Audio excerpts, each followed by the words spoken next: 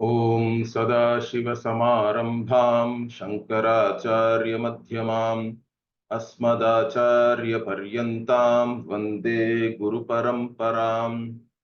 Om Sahana Bhavatu Sahanau Bhunaktu Sahabiryankaravavahi Tejasvinavadhitamastu ma vidvishavai. Om Shanti Shanti Shanti. प्रातर्वैदिककर्मतस्तत्तदनुसद्वेदान्तसच्चिन्तया पश्चाद्भारतमोक्षधर्मकथया वासिष्ठरामायणात् सायं भागवतार्थतत्त्वकथया रात्रौ निदिध्यासनात् कालो गच्छतु नः शरीरभरणम् Prarabdhakantarpitam.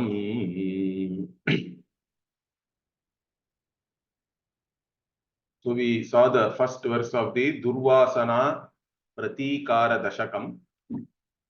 Before addressing the Durvasanas themselves, the Acharya is giving you a daily regimen. How do you lead your daily life? Of course, this regimen is only for a mumukshu. Okay? Either you are a karma yogi or a sannyasi. It is not for other people. Even for other people, if you give this regimen, they won't follow anyway. So you start the day with Vaidika karma, and then you spend in Vedanta Satchinta. You are thinking, you do in fact Swadhyaya Pravachanabhyam na Pramaditavyam, like that the Veda itself says. So Swadhyaya Pravachana one has to do every day. Every day you have to study Vedanta. Being a student of Vedanta, the Vedantic study also is a Nitya Karma. Of course, you can attend classes like this and all that. That is also part of the Vedanta Satchinta only. So this, you study the Vedanta and you reflect on that. Then Vedanta alone, some people will fully feel that it is dry and all that. Correct? You study only the Vedantic text. Then you want some diversion. Means Bharata Moksha Dharma Kathaya. So Mahabharata, even in that, the Moksha Dharma portion again talks about, it's a dialogue between Yudhishthira and Bhishma. So you can listen to the Moksha Dharma or Yoga Vasishtha, Adhyatma Ramayana, all these things, Ramayana. Vasishtha Ramayana, Sayam. Again in the evening, what do you do? Sayam Bhagavatartha Tattva Kathaya. Again, the Bhagavata means you can take it as an Upalakshana for Puranas. So our Puranas also, in fact, many people do not study our Puranas properly now. There were great Pauranikas even when I was growing up, correct? We used to go for Katha Kalakshepa, it was called. So even in Chennai, we used to call it Katha Kalakshepa because those were the days when TV itself was not a big deal. TV was not still very widespread. So as children, we used to go for Anantarama Dikshitar. Like this, there were great stalwarts, Pauranikas, who used to talk, in fact, to the public. And it used to be, they were big stars, like, because thousands of people used to go. Even today in North, the Kathakar, like that tradition is there, correct? There are so many popular Kathakars are there. They all talk about Ramayana, Bhagavata, all these things. So even now we have people like, you can say, Vishaka Hari, like that, correct? Harikatha exponents are also there. So they also, if you see the traditional ones, they also talk Vedanta only, but through Bhakti and Ishwararpita Buddhi, all that, correct? By going through the Purana stories, also it helps us psychologically because generally people have a problem that I am the only one who is suffering. So you go and read the Purana, even Rama and Sita are suffering, correct? And or even Pandavas are suffering. Suffering in the sense that It is a life of hardship, let us say. Okay, so there is a difference between hardship and suffering, in fact, that we have to understand. You may have a hard life, difficult life, situations may not be in your favor, or at least like what you want it to be. That doesn't mean that you have to think that everything is whatever going bad and all that, or why is it happening to me, etc. Because in the Puranas, always, even for any story, they will have another story from the Purva Janma or something like that, correct? There will be a justification, and most of it you will see is that it is because of their own karma, correct? Now, that is the most important shock absorber in our culture. The understanding that whatever is happening to me in my life, it is all due to karma. Means you cannot blame anybody else. Is it clear? You cannot blame anybody else because it is your own karma. Whatever is happening to you in this life is because of your own karma. That is what, in fact, this Purana stories and all have to lead you to that realization. Okay. And then what? That means you don't blame anybody. You are accepting things as they are. Of course, you can do something about it. We don't say that you should not take any action. The point here is, if you just think that why is this happening to me, or why is this only happening to me, all these thoughts come to many people. And you don't want to accept the reality also. So denial of reality is the cause for suffering. Understand that. Because, and again, denial will only lead you to a certain immobilization. Immobilization means what? You won't be feeling like doing anything else about it. You are in a difficult situation. You are in a dark room. At least try to light up some matchstick or some small lamp and all that, correct? Other than that, you are just sitting and whining about it and doing nothing about it. You don't want to do anything, means it's not, you are not going to get out of the darkness, correct? So the important thing is, first you have to accept the reality. Denial will lead you to suffering. And how can we accept it? Because if you think that everything is conspiring against you and whatever is happening to you in your life is unfair, injustice and all that, you won't be able to accept it. Is that clear? When can acceptance come? Let us say in this life you are facing injustice only. We don't have to deny the reality of that. Because many people really face injustice and unfairness. They are not treated fairly. They are not treated with respect. Forget respect. Not even dignity, human dignity itself is not shown to many people. And how do you still face it? Means at a fundamental level, we can accept it only if you accept karma. You have to accept it that I am facing this because of something I did myself.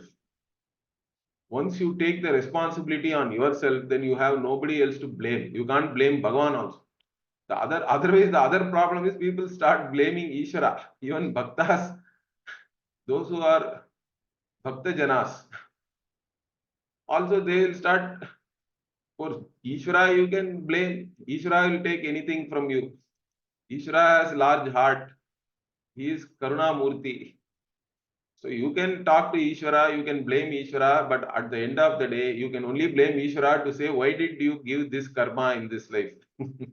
Because Ishvara is still the one, we have to say the karma phala data, and also the which prarabdha karma starts this life is due to Ishvara niyati. So the only way, the only aspect of that which you can blame Ishvara is that why did you select this prarabdha karma for this life? Maybe that's what finally any karma you have only created it and you have to undergo that. As long as you think you are an individual, you cannot escape the karma. So all these Purana stories, reading Puranas helps you to take responsibility, because if you are a mumukshu, or if you are in the modern terminology, I don't use the word spiritual and all so much. Okay, but if you are a spiritual person, let us say, because the meaning for spiritual, different people give different meanings. But at least what our my guru used to say is, if you are a spiritual person, one of the main characteristics should be you should take responsibility for your own life. You cannot blame anybody else. And how can we take responsibility for our own life? By accepting the reality. And how can you accept the reality? By having this knowledge that whatever is happening to me, it is my own karma. Only if you have that understanding very clearly, you can accept the reality. Otherwise, you will be denying the reality, you will be in depression, suffering, and all that only. There is no way you are going to get out of your suffering. If you will only be blaming everybody else all your life. You are not going to take control of your life. So first thing is you accept karma and accept that whatever is happening is because of my own karma. Then what I can do about it? In any situation, once you accept the reality, you should be able to do something. At least you can pray to Bhagavan, correct? That capacity we have. Understand this. Prayer is the greatest free will based action one can do. So instead of whiling away in some self-pity and all that, you can pray. And prayer being an action also, you will get phalam. Don't have any doubt about that. Prayer is also an action. And according to our tradition, every action has two results, correct? That is the most important thing you have to understand. Every action has two results. One is what we experience immediately, correct? Because an action is based on some expected result. But of course, always you don't get your expected result. It can be less, more, and all that. Or you get whatever you expected, or it can be totally opposite. So the results of action can be fourfold. But at least the action itself is based on some expected result, and you are experiencing something. Immediately you have a direct experience of the result of your action, whether you get whatever you expected, or you got more and then you are ecstatic, or you got less and you are a little bit whatever deflated, or something totally opposite happened and you are waking up in some hospital and all that. That is also possible, correct? So all that is possible. Those are all what we call as drishta phalam. Whatever you immediately experience, your karma's results, the results of your action, whatever you experience, that is the drishta phalam. But then it is not only the drishta phalam you are gaining with each action. This is where our understanding is so important, our traditional understanding. What else is there? Means depending on what you did is right or wrong. Okay. Because whenever you do an action, there are two sets of things are there which we have to consider. What is that? One is whether you like or you dislike the results of the action. Okay, because you are acting for an expected result. That expected result itself is because of your like only, correct? You may do something because you like the karma phala so much. So it is driven by your likes only. There is no doubt about that. Likes and dislikes only defines everybody, correct? A personality itself is defined by what are the likes and dislikes and all that. There is nothing wrong in having desires also. Understand that. Because Bhagavan says, I am there in you as your desire, but he puts an adjective there. Dharma aviruddha kamosmi bharatarshabha. Like that, Bhagavan says in the 7th chapter of Gita, I am there in you as the dharma aviruddha kama, he says. So the desire which is not against dharma, I am that desire, because desire is a privilege. Understand that. Desire is the Shakti, it is Icha Shakti. You are endowed with a great Shakti. Only you can desire for a Vedanta class, an iPad, and all that I see here, correct? Somebody has joined the class through an iPad. Only you can desire for an iPad, correct? The cow has no way of desiring for an iPad. Cow can desire for grass or whatever, its ability to desire for things is very limited. You can desire for a candlelight dinner. or some whatever cuisine and all that, correct? North Indian cuisine, continental cuisine, Chinese cuisine, all that you can desire, Italian. So whatever it is, what I am saying is, desiring is not a problem. And due to desire only, you are doing something, and you are doing something for the desired result. But don't think that you are only getting the desired result or less than desired result or more than desired result. Depending on what you are doing is right or wrong, you are also accumulating something called papa and punya. This is our belief, you can say. Why? Because you cannot prove it. Don't ask me for any proof. Can you show me where this papa and punya are there? Means we cannot give any proof and all that. If you accept the Veda as a pramana, then you have to accept papa punya, and cannot be seen by your eyes or anything. But this understanding of papa and punya is very, very fundamental for you to lead your life also for your own happiness. That is because this papa punya does not go against our experience. Our day-to-day experience, in fact, confirms that. Why? Because the results of your action do not only depend on your own action, correct? Your own effort. Like I said, even though you put the right effort, sometimes you get less, sometimes you get more, sometimes you get whatever you expected, sometimes it is totally opposite.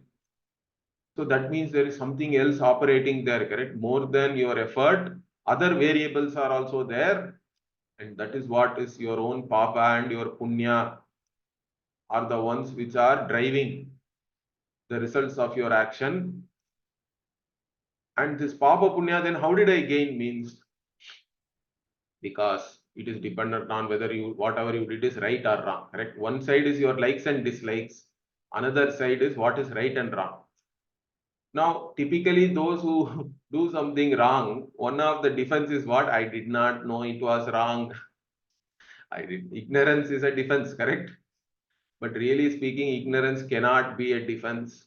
Understand that. Even in a court of law, you go to the judge and say, I did not know the law, please don't punish me. Then the judge will say ignorance is not a defense. Sometimes they may take it into account and give you a less sentence and all that, but still you will be punished. Because ignorance of law, even man-made law, is not a defense.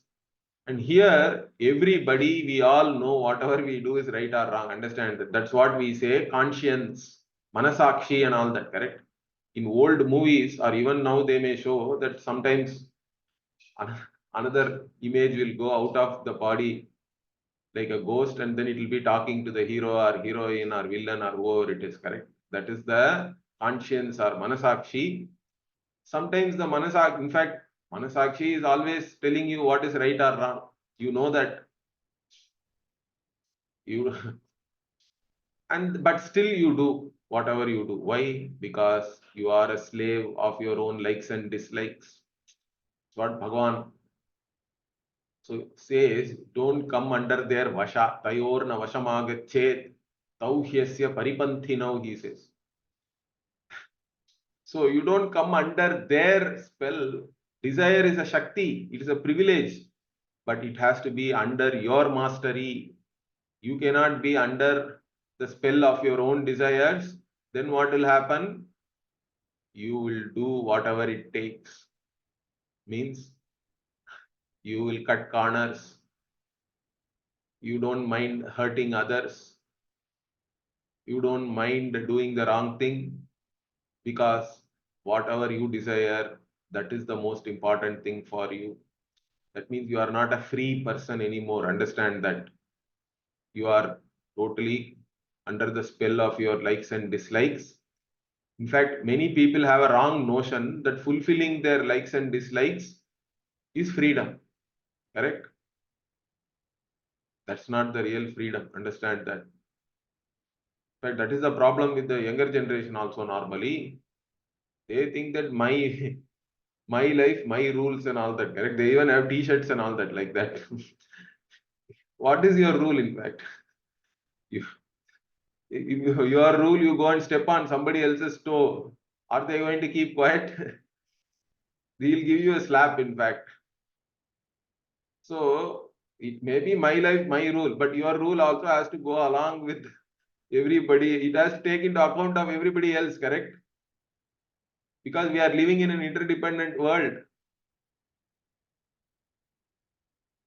So just because you feel like something, you cannot do anything or everything.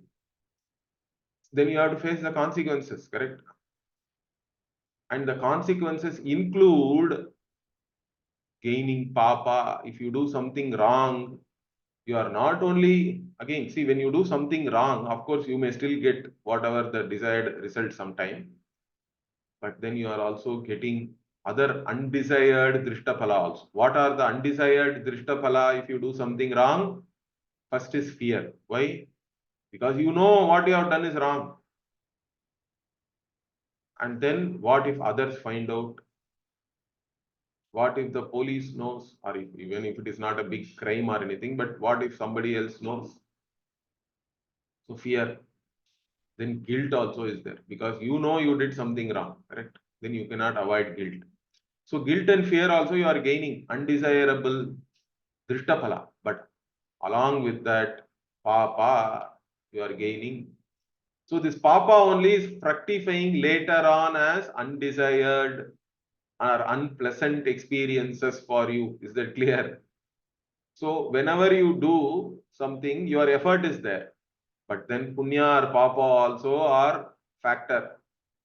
And that punya papa, which is fructifying throughout this life, is what is called prarabdha. Correct?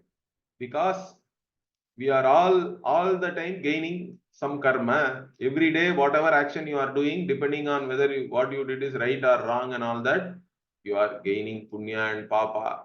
And you have been gaining this punya and papa forever. That means in your bank, there is limitless punya papa is there. That is what we call sanchita karma. Okay, sanchita karma means all the accumulated karma. So when did it start? You cannot ask because it is a beginningless cycle of creation, correct? So that's why it is limitless. So the sanchita or accumulated karma, you can never exhaust it by just experiencing. Why? Because while experiencing the whatever prarabdha karma, you are gaining more karma, correct? Because you are again doing something right, something wrong. That is a vicious cycle. So karma can never be exhausted by just going through the whatever the karma.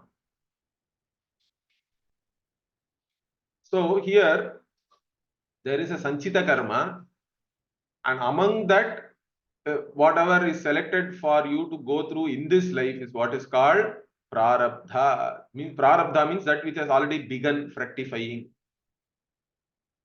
And that prarabdha only has given you this body, your childhood, etc. Because you did not select your parents, correct? If you had a choice, maybe even if your parents also didn't select you, if they had a choice, they may have done so many things differently. Or if you had a choice, you would have been born somewhere else, or I don't know what. But anyway, so it was not a choice. So you were given a certain body, mind, sense complex. You were given a certain childhood. All these things are totally prarabdha. And whatever experiences you went through in your childhood is the one which is also still controlling you, correct? As an adult, the childhood experiences really programs you subconsciously, and all your behavioral patterns as an adult is all controlled by that. It is all influenced by that, really. Understand that. And that's all prarabdha. And even your day-to-day, whatever pleasant and unpleasant experiences you are facing are all daily prarabdha is getting exhausted. So the prarabdha and the understanding of karma is very important for us. And this helps you to take responsibility of your own life. Whatever is happening to you, it is my karma. I am responsible. I cannot blame anybody else, including Ishvara. Once you take responsibility like that, then you are ready to face the reality of this world. You are not denying what is out there. This is what has been given to me in this life. Now, what can I do about it? I face it. I take responsibility. I face it. I do whatever is to be done in a given situation. No issues, no complaints. Are you able to face the life like that? Means then you are a mature person. Otherwise, your life will go entirely in suffering and blaming and complaining and all that, correct? And if you are not going to help yourself, and you will make others also miserable around you. Whoever is around you is also going to get miserable. Because unless you are happy, you cannot make others happy. Unless others are happy, also you cannot be happy, because we all have empathy, correct? We all empathize with each other. If the other person is sad, also we cannot be happy, because we are empathetic beings. We can feel the other's pain also. Not only my own pain, I can feel others' pain. We all have empathy. So you have to be happy first, and then you can make others also happy. And for all this, you should first accept the reality, then face the reality. Whatever is to be done, you do. That's how your day-to-day life should go. Kalo gachatu. Correct. In the night also you have to, again, Ratro Nididhyasana also is there. In the night you have to do Nididhyasana, means you keep recollecting whatever you studied during the day. All the things, the Shravanam, Mananam you have already done. Then the teachings, even while before going to sleep, you are only thinking about that, and then you go to sleep. In sleep also, subconsciously mind may be working on that. It's good actually. So like this, your time is going, because you have now surrendered your Sharira Bharanam, whatever the body you have to maintain, or at least Sharira has to be maintained. Just because you are a Jnani does not have Dehatma Buddhi, fine. Jnani doesn't take oneself as only the body, mind, sense complex. That doesn't mean Nani will commit suicide or something, correct? Body has started, some prarabdha has started already, this body.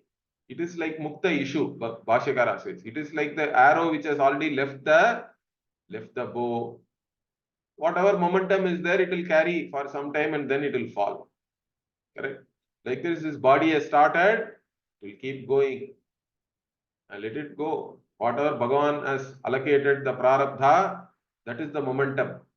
And with that momentum it is going, I surrender this, whatever is happening in this life is all due to my own prarabdha, and I surrender to that. That is the prarabdha.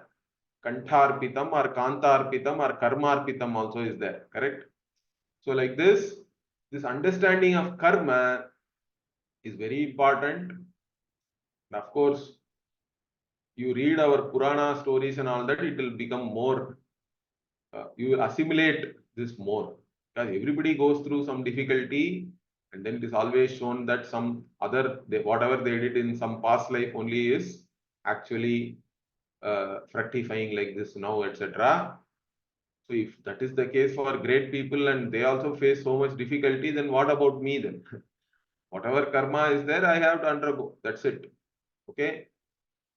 Now, with all this understanding, we'll go into the first DurvAsanA, or the basic DurvAsanA, or the fundamental DurvAsanA. What is that? Means Ajnanam. Ajnanam tejahe mano mama sada brahmatma sadbhavana sankalpan akhilana pityaja jagan mithyatva sambhavana कामं साधन साधनाश्रम परिध्यानादजस्रं त्यज क्रोधं तु क्षमया सदा जहि बलात् लोभं तु संतोषतः तो अज्ञानं त्यज हे मनः Hey mind, give up the ajnana, because the seat of Atma cannot have any ajnanam. Understand that. Atma, although we say that Atma is covered by ajnana, correct?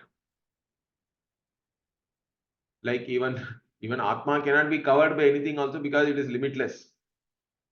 It is like saying the cloud is covering the sun. Can the cloud cover the sun? Sun, if you really take the parimana of the sun, correct? The measure of the sun, it is like millions of kilometers, maybe. And cloud is so small. How can it cover? Means from a standpoint, it can cover. It's all only a standpoint. Really, the cloud is not covering the sun or anything, but from where you are looking at, cloud can cover the sun. But the beauty is, even the cloud is covering the sun. How did you know?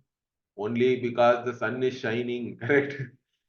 If the sun is not shining in pitch darkness, you may not see the cloud also. So the very cloud which is covering the sun itself is known only because of the sun. Like that, Atma is the one which is shining, which is making you know whether you are ignorant or you are knowledgeable also. Correct? So I ask you, do you know Chinese? You say, I don't know. Then how did you know you did not know? Your ignorance also is lighted up only by this Atma Chaitanya. Similarly, I ask you, do you know English? I hope without knowing English, you are not attending this class. You say yes. Then how did you know? Means that also your knowledge also is lighted up by this Atma. Your ignorance also is lighted up by this Atma. Atma is always, everything is evident to this Atma. It is lighting up whatever is there to be lighted up, it will light up. That is its nature. Being a conscious entity, it just keeps on shining, and everything else can shine after it. But mind is the one which really has, the ajnanam also is only karana dosha. Bhashyakara says that in the Gita Bhashya, in the 13th chapter. So ajnanam tyaja he mano mama sada brahmatma sadbhavana. So how do I give up this ajnana? What is this ajnana in fact? That also we have to understand. The basic ajnana is taking myself as this body mind sense complex, correct? And it is a very perplexing thing. How is it even possible? You can ask. Why? Because I is the subject and this is an object. Okay. So I, the subject, and this, the object, are totally opposite in their qualities. I am a conscious entity. Everything this is insentient, jada. So whatever I know as this, as an object of my knowledge, as an object of my cognition, cannot be I, correct? This is a very fundamental thing. This is what we call Drikdrishya Viveka, correct? Drikdrishya Viveka means what? Drik is the subject, knower. Drishyam means that which is known, object. So one of the first thing is what? Aham Drigeva Natu Drishyam. I am only the knower. I am never a known object, because knower and known cannot be the same at the same time. Subject and object cannot be one and the same. That is called Kartri Karma Virodha in Sanskrit. Okay. Karma here is an object of knowledge. Kartri Karma Virodha will be there. Subject and object cannot be same. Okay. So if I am always the subject, then my identity has to be clear as a knower. But that's not the case. Why? Because there is no confusion with reference to objects. Any object, I can say this mouse is not I. In fact, I don't have to tell you it is not you. Why? Because nobody has a confusion with reference to the mouse. Nobody has a confusion with reference to whatever you are wearing, some cloth. Up to the cloth also there is no confusion. Cloth is cloth. I am I. But as soon as this skin starts, there is a problem. You think that I am the body. But body also is known to you. It is a known object. I am only a knower of the body, really speaking. You are not the body then. You cannot, whatever I know is not I. That is the fundamental sadhana one has to do in Vedanta. Because the problem itself starts from there. All the problems are there because of this Anyonya Adhyasa, it is called, correct? Anyonya Adhyasa means what? You put the I on the body, and then and all the body's qualities you take upon I. You think body is Chetana, is conscious and all that. But consciousness is the very nature of Atma. And you say that I am fat, I am dark, my hair is white. All this becomes a problem. Whether it is black or white, how does it matter? But a lot of people spend a lot of time even blackening their hair and all that, correct? Their whole industry is operating based on that. But my Guruji used to say, in Canada, one lady built a house just by plucking the eyebrows of women. Okay, he used to say that. She was a beautician, but her main job was plucking the eyebrows. Just by plucking the eyebrows, she built a house itself. So whole industry and people's livelihood are all dependent on body consciousness, which is okay. But what I'm saying is, in reality, if you analyze that, you cannot be your body because body is known to me. It is a known object. I'm only a knower of the body. What about hunger, thirst? You say, I am hungry, I am thirsty. Okay. Even that is known to you. It is all only operation of the prana. You take yourself as the prana, you take yourself as the physical body. Then mind, all thoughts and etc. are only known to you. You are only a knower of thoughts. Your sankalpa, vikalpa, whatever is happening in your mind, you are a knower of that. Then what about buddhi? The one, the knower. I know, correct? Cognizer means whether you are cognizing or not also is known to you only. So you are neither knowledgeable nor ignorant. In fact, you are always a conscious entity to which both knowledge and ignorance are also only objects. What about I? The I sense, I thought is there, correct? The karta, bhokta, that also is only a thought. Even when the I thought is not there, you are there, correct? Where is the I thought? In the deep sleep. But I am there, correct? I slept well. I did not know anything. I thought also is only in the mind. So all these things you take yourself and then you say, I am happy, I am sad, I am idiot, I am knowledgeable, I am powerful, so many things. Anything after I am is only an ignorance. Whatever you put after I am alone is the truth. Anything after I am, you add, it is all only delusion, it is all only ajnanam. Atma is only this Satyam Jnanam Anantam Brahma, Brahmatma Sadbhavanat. Acharya is saying here. So, you are Brahman. That is the teaching. You are this limitless Brahman. You are the limitless conscious being. That is Satyam Jnanam Anantam. So, Satyam Jnanam Anantam in English I say limitless conscious being. And you have to understand that. Of course, if you attend a Vedanta class, that is the main topic of discussion always, correct? To show your reality as the limitless conscious being, that but that you have to, again, in the class everything is clear. This is the problem for many people. In fact, Vedanta itself is not a very difficult subject matter or anything. It is simply based on your day-to-day experiences. By analyzing that, you can arrive at the truth. Whatever the Vedanta is teaching you, it will be clear also. It can be clearly communicated. If you go to a correct teacher, the teacher can communicate the teaching. It's not you. I don't have to use any difficult words and all that. Simple words are good enough to communicate the teaching of the Vedanta, whichever language it may be. But then everything is clear in the class. Afterwards, as soon as you get out of the class, this knowledge also has gone, or it's not available. That is the idea. See, even though you understand something in the class, that knowledge is initially feeble. It is not able to overcome your, of course, knowledge can be hindered by doubts also, vagueness and things like that. So you have to overcome that also. Doubts and vagueness also you have to overcome. For that we say manana. So initially you attend the class, that is Shravanam.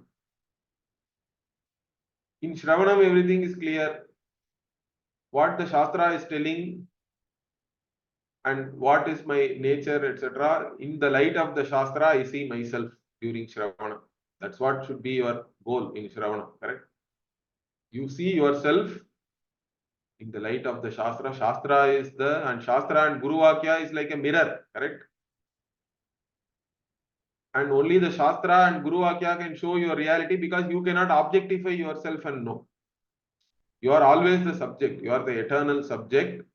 You can never be objectified. You need not objectify yourself also. All you have to do is give up all wrong notions. You are taking yourself as all the known objects. Give it up. That's all you have to do. And Shastra is helping you in that. Shastra and Guru Vakya is like a mirror. It is showing you your own reality. So you have to see yourself, that reality of yourself. That's what you have to do in every Vedanta class. Vedanta class is not about just gaining some facts and all that. Or we are not giving you any certificate and all that. At least I don't give you any certificate. I think you can go and attend some Vedanta courses and get certificate also. I don't know whether it is worth anything. But nobody is studying for any certificate here. Or gaining some factual knowledge. Okay, my guru is saying this. Upanishad is saying that Aham Brahmasmi. Doesn't work like that, correct? It's not useful. You have to see yourself as Brahman. That is the point of attending a Vedanta class. If the guru is saying you are Brahman, Tattvamasi, means you have to see that, yes, I am this limitless conscious being, because I am the invariable in every cognition. Whatever comes and goes, it's all mithya. I am the only Satya Vastu, and I am not even bound by space-time, because I am not in space-time. Understand that. That is the fundamental mistake everybody makes. You think you are a small entity confined to a particular body, mind, sense complex in space-time. But in reality, you are the limitless conscious being in whom space-time is. Because that can be easily understood. In waking, you think like this. But in sleep, where is space-time? You are there, correct? Space-time comes and goes. But you are always there as only the Satya Vastu, as only existence, Sanmatram. And you can create a totally new space-time in dream. So that means you transcend space and time. You are not limited by space-time or any objects which you see in the dream, correct? Similarly, you are not, it's the same in waking also. There is no difference. You are that limitless conscious being. You are transcending space-time. You don't have any limitations, or you are not confined to only one particular body and all that. That is the greatest delusion. So give up that notion and see and own up to your reality. That is the idea.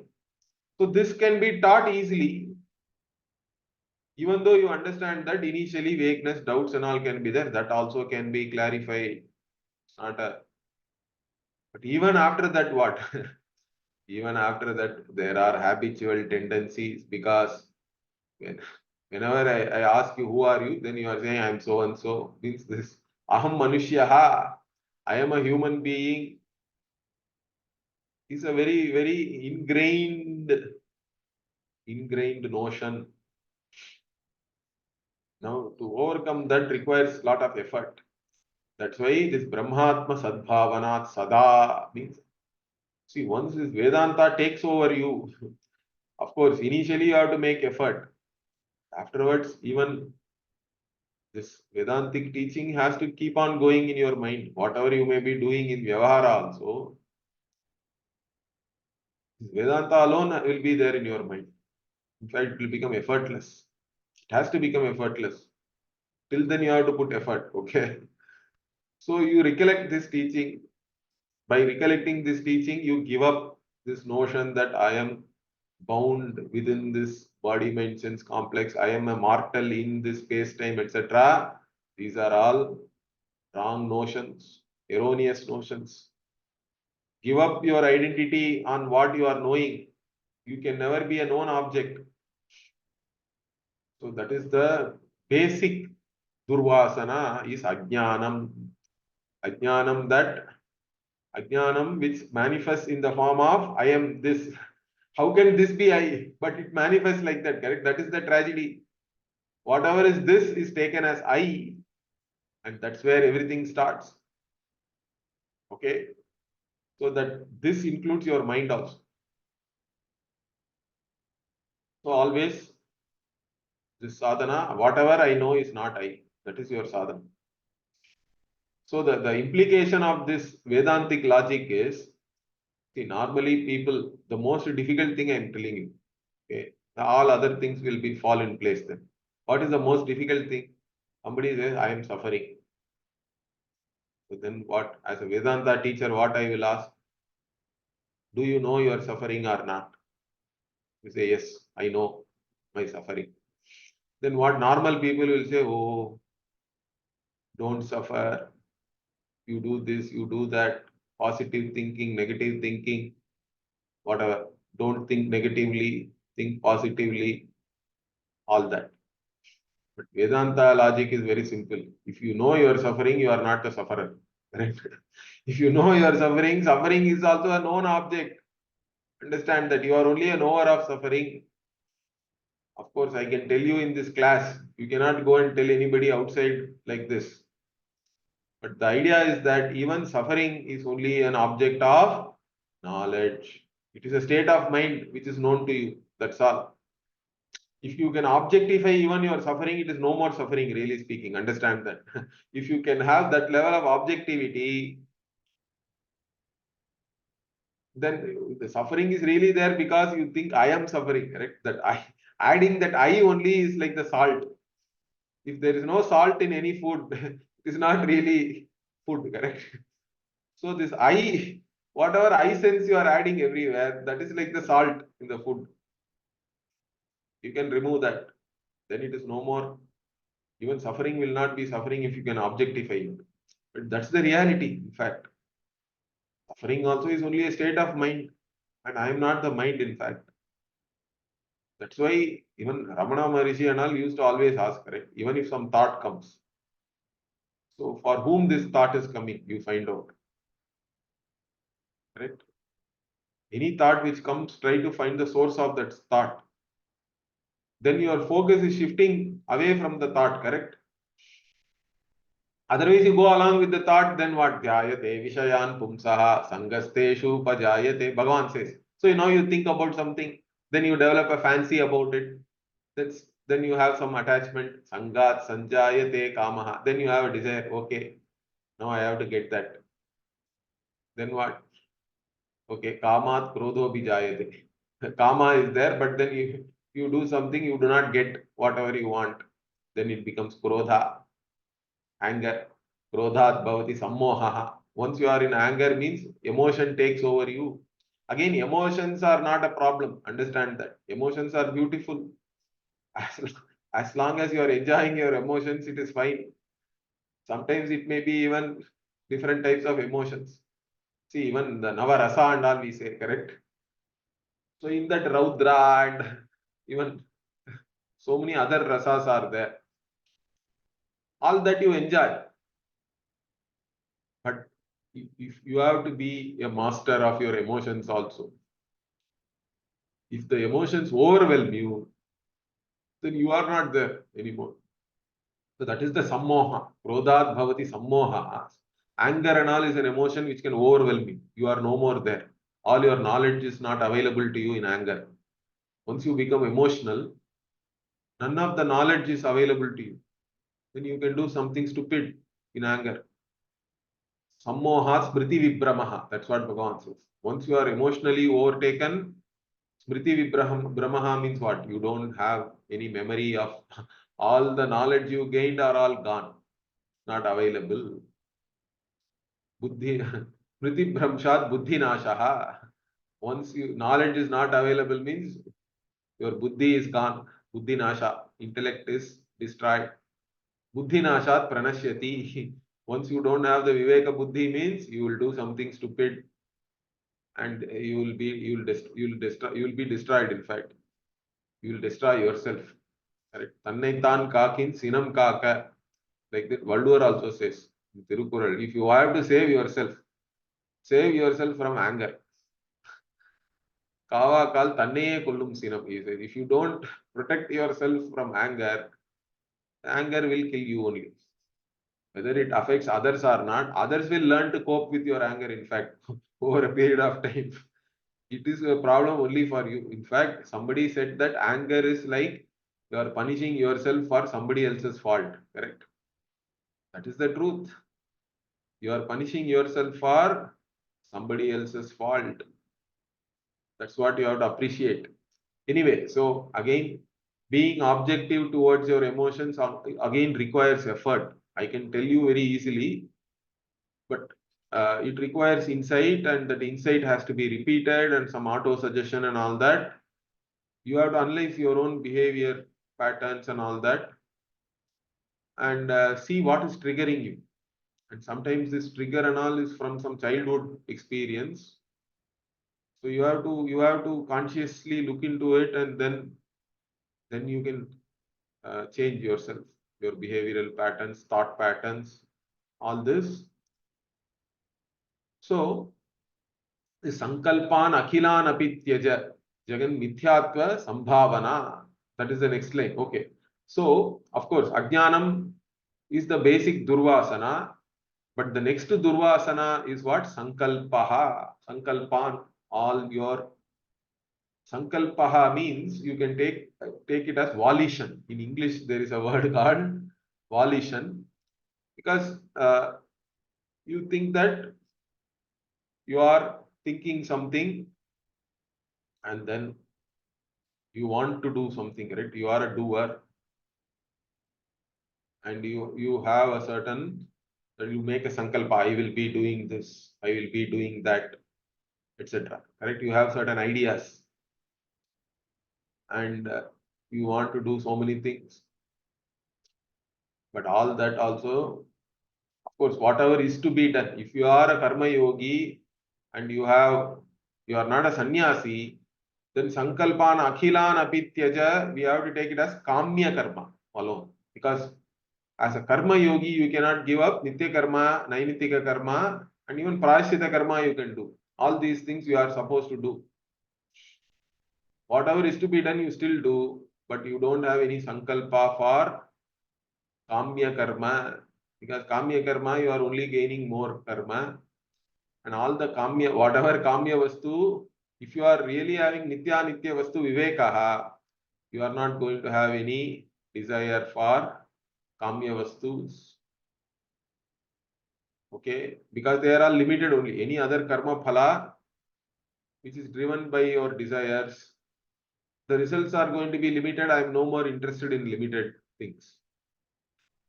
So the sankalpa like that, for a sannyasi, there is no nitya nainitika karma also. Only sharira bharanam, whatever is to be done, sharira yatra is there. To do the sharira yatra, the journey of this body, whatever is to be done, one can do. Even in that, there are different types of lifestyles are there for sannyasis. They can choose whatever they want. Other than that, there cannot be any other sankalpa, sankalpan, akhilan, tyaja. Why? Because jagan mithyatva sambhavana. Because all this is all anitya only. Mithya here is basically, it is all false. It's only an appearance. But more than that, it is all anitya. Because whatever you accomplish here in space and time, it will go along with, in time only will eat it up, correct? Whatever may be your accomplishment, in time it will all disintegrate. it will decay. Even if you build something, it may be there for 100 years, 200 years, but it will go away. So everything in time will be eaten up by time itself. So it's all only anitya. And whatever is anitya is mithya really. It is all changing all the time in time. And whatever is changing is mithya. So look upon all these things as anitya, jagat, and mithyatva also. This mithyatva buddhi towards the jagat one has to develop really. That also helps to deal with the world largely. Understand that. The karma is one way of taking responsibility and dealing with the world. But more than that, as a student of Vedanta, the next level is that anything which is happening in the world is mithya only, including whatever is happening in your mind. So you should be able to look at all this as mithya. It doesn't really concern you. The rope snake does not have any effect on the rope really, correct? Rope is rope. So rope snake cannot affect the rope in any way, really speaking. So all this is there, whatever is here is in a different order of reality. The dream tiger cannot do anything to you, really. Like that only in waking also. Understand that. Whatever is happening in the waking world, nothing can touch you really. You are beyond all these things. You are the limitless conscious entity. So that is the bhavana you have to have. And by looking at everything as this, Jagan Mithyatva is very important to assimilate and also always have at the back of your head. Then this kamya, this pravritti towards kamya vastu and all will automatically fall off. You just take everything day by day. Whatever is happening is prarabdha vashat. Take it day by day, let it go as it is. So that is the attitude one should have. And then some more is there. We'll see all that next week. Om Purnamadah Purnamidam Purnat Purnamudachyate Purnasya Purnamadaya Purnamevavashishyate. Om Shanti Shanti Shanti. Harihi Om Shri Gurubhyo Namaha. Harihi Om. ಧನ್ಯವಾದ ಗುರು. ಧನ್ಯವಾದಗಳು.